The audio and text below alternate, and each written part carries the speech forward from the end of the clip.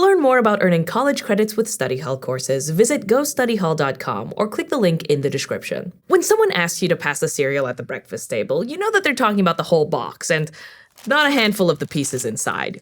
Humans are great at intuitively understanding context and picking up on hints.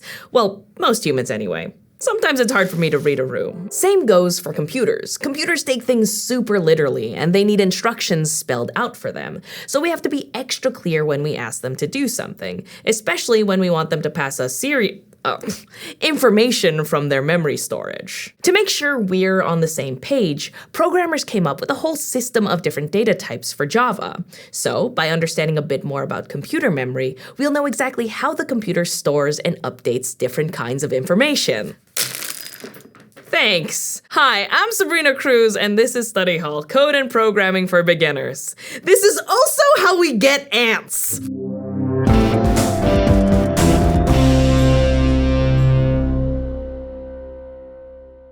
Technically, computer memory involves little pulses of electricity. A lot of modern computers use semiconductor chips or other hardware to store this information as a bunch of zeros and ones that are indecipherable to our brains. But we can metaphorically think about computer storage as physical storage, like a bunch of boxes. I like to imagine my dream pantry with every snack perfectly decanted and labeled. No one can eat anything though, because that would mess it up, but it looks good. Whenever we create something new in a program, Java assigns it a box and adds a label, so the computer knows where to find stuff related to that object later.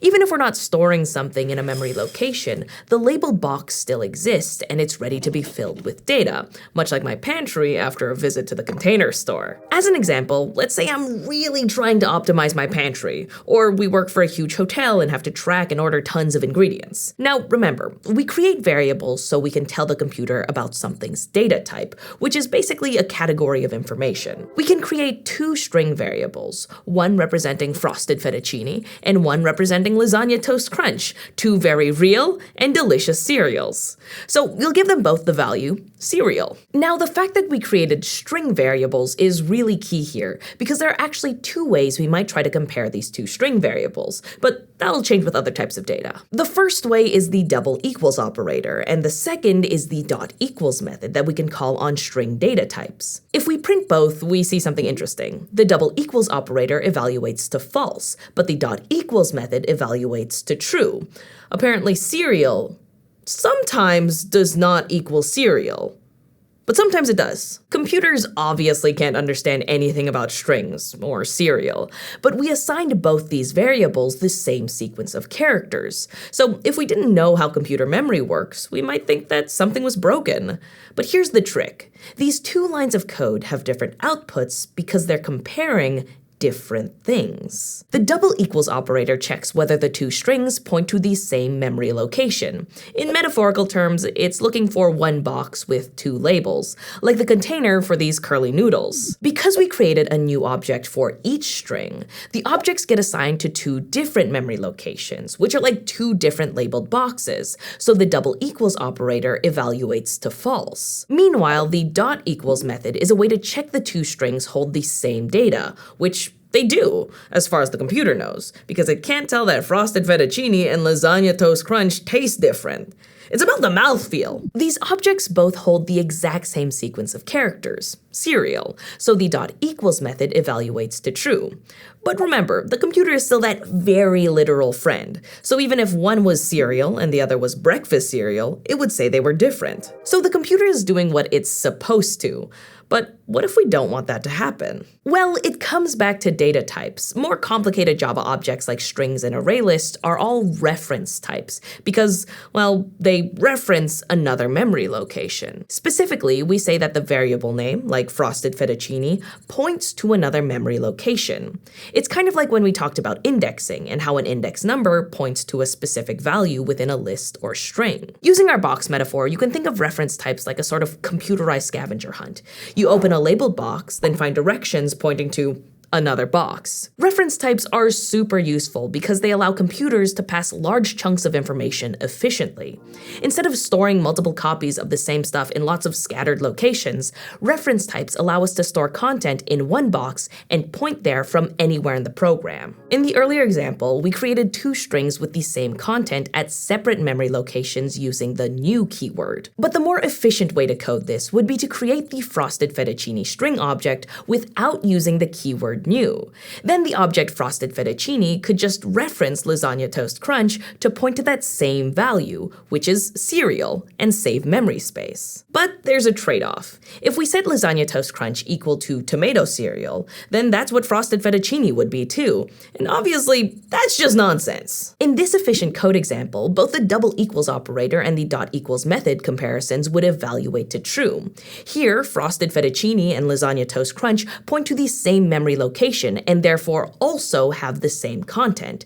And that's how reference types do their magic. Not all Java data types can be referenced, and it's important to understand how this other stuff is stored in computer memory too. These simpler Java objects like numbers, booleans, and chars are called value types because what you see is what you get. They can't point to another memory location. For example, the number of elements in the TV show Avatar: The Last Airbender and the number of lasagna toast crunch boxes in my apartment are both 4. So, if we capture this data in some code, we create two separate memory locations that hold the same integer. Because these are value types, not reference types, we only have one way to compare these variables.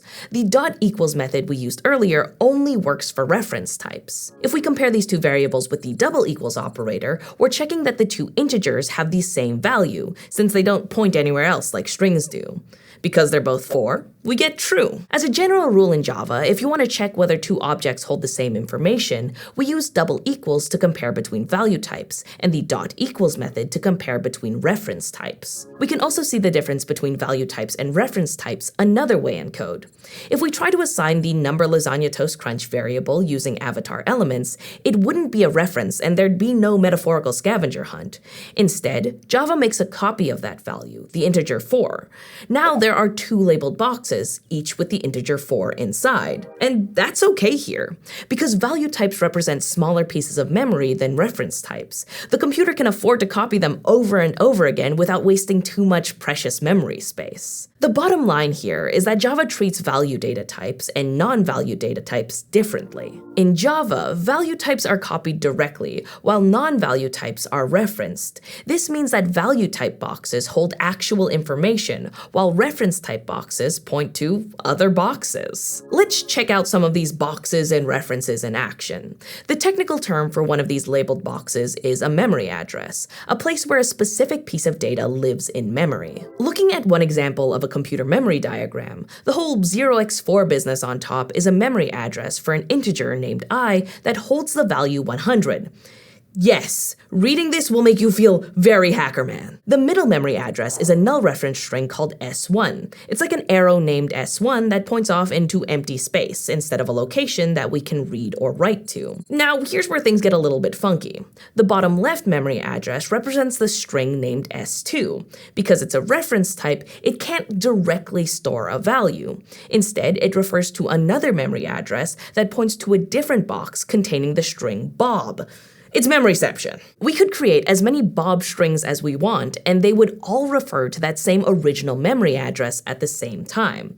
Java does this by default to save us a ton of space, especially when it comes to array lists. Now, if only I could do the same with all of my books. Imagine how many books I could buy. Hello, sharks. I've just reinvented the ebook. Like any reference type, the variable name for an array list is just a pointer to the memory location where all the list elements are actually stored. We have to be pretty careful when coding reference type objects, though, because any changes we make in a method will permanently change the object, and we might be using that object or data somewhere else. To see this in action, we can initialize an array list of strings that will store the names of all 5 of my friends. Because array lists are dynamic or resizable, I can add and remove friends whenever I want, like when I learned that they don't like lasagna.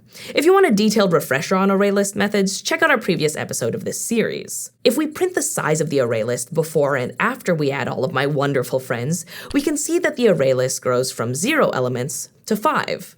This shows that the array list was modified after we used the add method. It might seem kind of stressful that an array list will keep every single change we make. We're just adding and subtracting and organizing all of these names in one giant box. But this is a lot better for our memory storage situation than copying the list and creating a new box every time we make a change, especially because array list can contain over 2 billion elements.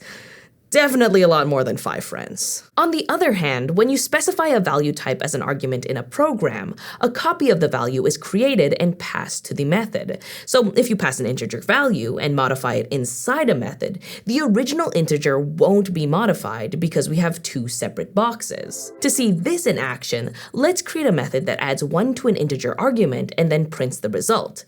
In the main method, we set an integer variable num to 5.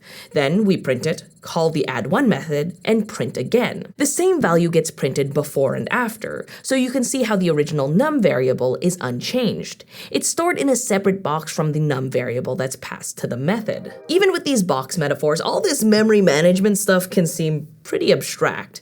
But understanding computer memory has lots of real-world applications, even impacting the way you design and develop software. With a solid understanding of the distinction between reference and value data types, you can write cleaner, more maintainable code that's easier to scale and debug. For instance, knowing the difference can help you avoid the common mistake of unintentionally modifying reference type data and crashing your app because you thought Java was making a copy when it very much wasn't. Aside from the practical benefits of, well, knowing how computers work, the challenge of memory management can inspire your creativity as a programmer.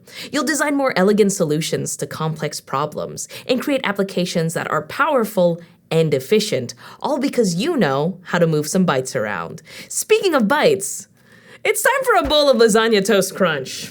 If you're enjoying Study Hall Code and Programming for Beginners and are interested in taking an online course and earning college credit, check out GoStudyHall.com or click on the button to learn more. Thanks for watching, and see you next time.